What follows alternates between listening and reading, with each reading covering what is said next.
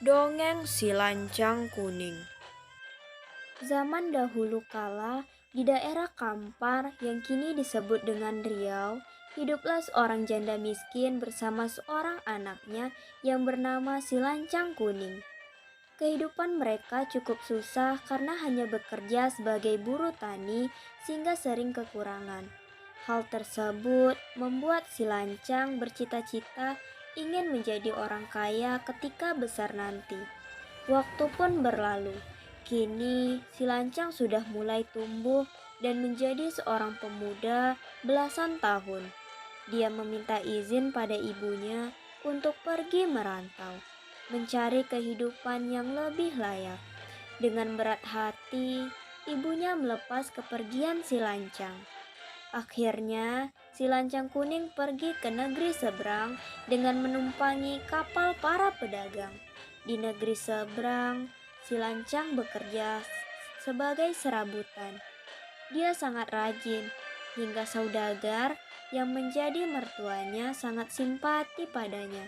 Lambat laun, akhirnya Si Lancang dinikahkan dengan salah seorang putri saudagar itu.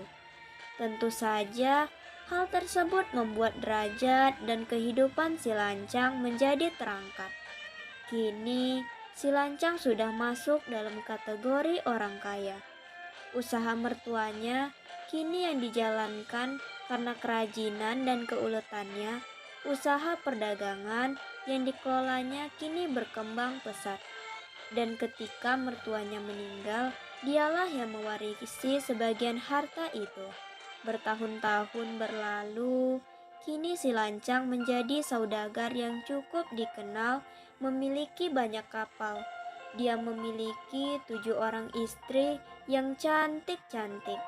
Hartanya melimpah dan memiliki kedudukan yang tinggi di masyarakat. Ternyata, harta dan kedudukan yang dimiliki membuat Si Lancang lupa pada ibunya yang menunggu di kampung halaman. Dia sudah lupa asal-usulnya. Dia juga lupa bahwa dia masih memiliki seorang ibu yang hidup terlunta-lunta dan miskin. Hingga pada suatu hari, ketika dia berlayar bersama 7 istrinya, kapal yang ditumpangi singgah di daerah Kampar, yang tak lain adalah kampung halamannya. Banyak sekali penduduk yang datang untuk melihat kapal-kapal megah yang singgah di dermaga. Tak terkecuali ibu Si Lancang. Melihat Si Lancang yang berdiri geladak kapal, ibunya menjadi sangat gembira. Karena kini impian Si Lancang menjadi orang kaya sudah terkabul. Dan dia mengira Si Lancang pulang untuk menemuinya. Langsung saja dia berlari naik ke geladak kapal dan langsung memeluk Si Lancang. Si Lancang terkejut, langsung menghempaskan wanita tua itu. Namun, dia tambah kaget ketika sadar bahwa wanita dengan pakaian compang-camping baru saja dia hempaskan adalah ibunya. Karena malu pada istrinya, jika sampai tahu bahwa itu adalah ibunya, dia langsung menyuruh kelasi kapal untuk menyeret wanita itu keluar dari kapalnya. "Kelasi, bawa wanita tua ini pergi. Aku tidak mau kapal megah ini dikotori oleh pengemis. Aku tak kenal pengemis hina seperti dia," kata Si Lancang.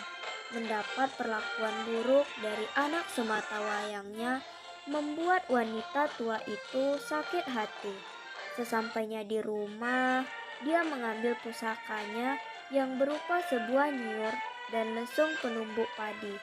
Dia berdoa kepada Yang Maha Kuasa agar menghukum anak durhaka itu sambil memutar-mutar pusaka miliknya.